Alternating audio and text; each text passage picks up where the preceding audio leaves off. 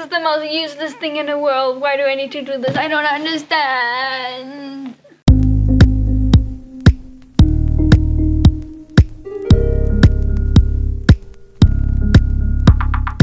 Hello people of the internet, I'm Jontje, I'm autistic, and I study from home mostly, so I really need to be able to get motivated and get stuff done on my own. So today I want to share some strategies that I developed, which I call the 6 points of thoughts to getting stuff done, even if you really don't want to. And stay tuned till the end, because I will also be sharing some tips on how best to use all of these strategies. And if you're also interested in tips for dealing with executive dysfunction, subscribe right now, because that video will be coming up. So yeah, getting stuff done when you're autistic can be difficult, especially when it's things that, on top of everything else, you don't really want to be doing, or you don't really understand why you need to do them, which I find can often be a bit of an extra hurdle when you're autistic. Well, what can you do about it? Here's the first point of thought. There's probably something you'd rather be doing, isn't there? And it's probably a special interest. So the first question to ask is always, is what I need to be doing somehow related to my special interest? Can I somehow make it related to my special interest? If yes, then that's a brilliant way to have a task take just a little less effort to start doing. But of course that doesn't work for everything. Sometimes there just isn't a connection to be found, no matter how hard you search. So here's the second point of thought.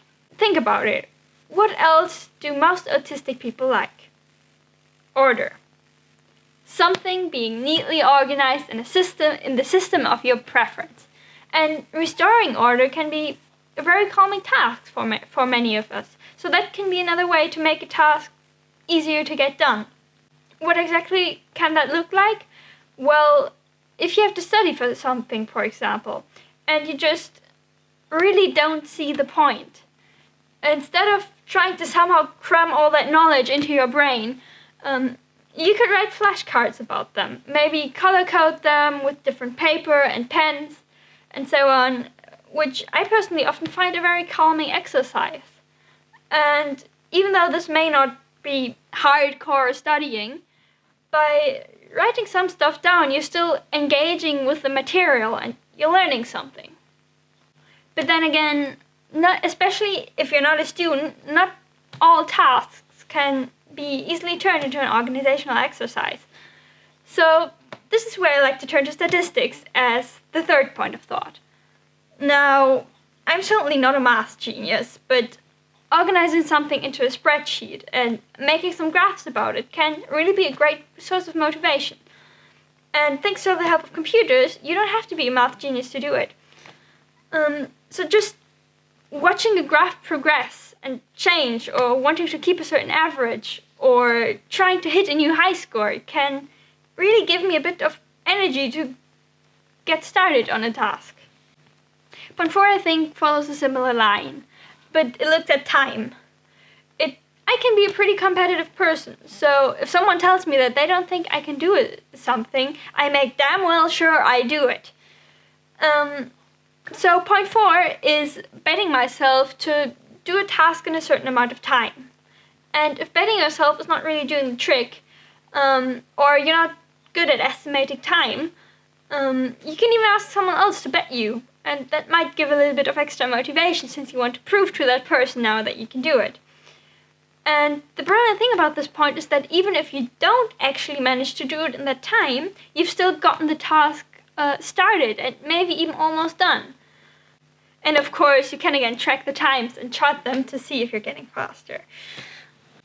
Sometimes, however, it may only seem like you don't feel like doing the task, when actually you don't really know how to do it, or you're sort of overwhelmed by it actually. So as to the fourth point of thought, if you really can't get yourself to do something, it pays to think about whether this might really be because you're overwhelmed.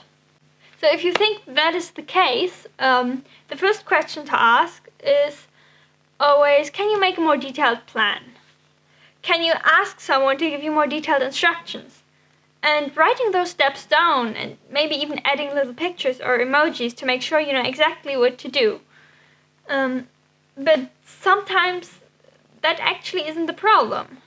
You know quite well what you need to do, but there's so many steps and you're gonna have to do them all, and you have to remember which one you've already done. And in that case, I've often found it helpful to limit myself to 3 tasks, because that sort of gets rid of the overwhelm of having this giant list of tasks and knowing I have to somehow do all of them.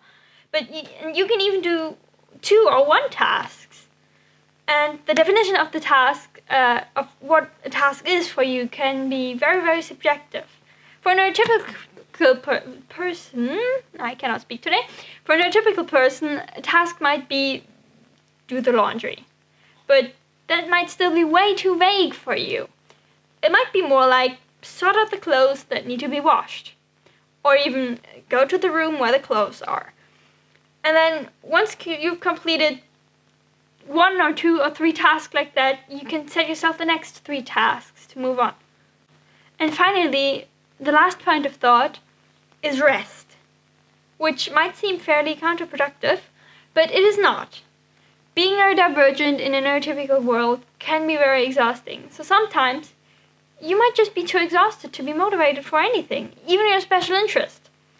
Long-term exhaustion or autistic burnout can look a lot like depression from the outside, where you really can't find the motivation to do anything at all.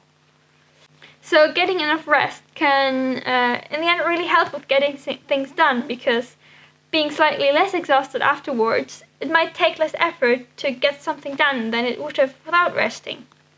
And that's my 6 points of thoughts for, well, getting at least some stuff done. Now, how do you use them? Well, you can't just pick 1 or 2 and try them out, which for most people will have the most chances of success. So if that's what you want to do, go ahead and rewatch the points that you want to try out implementing, and of course tell me which ones it is in the comments, and there will be a list with the times and the steps in the description. Or you can take the list in the description and just pick and choose on an individual basis whenever you need to get something done. Or you can just rewatch this video every time you need to get something done. And then you can see which tasks actually work the best for you, and that's another thing you can keep a list on. Sometimes the only thing you can do about a very annoying task is throw a whole book of tricks at it. Not literally though, only throw metaphorical books, please. Have you found this helpful? Let me know in the comments down below, or by giving this video a thumbs up. And if you want more tips on how to be autistic or neurodiverse in a neurotypical world, please consider subscribing and clicking the bell if you don't want to miss any further videos.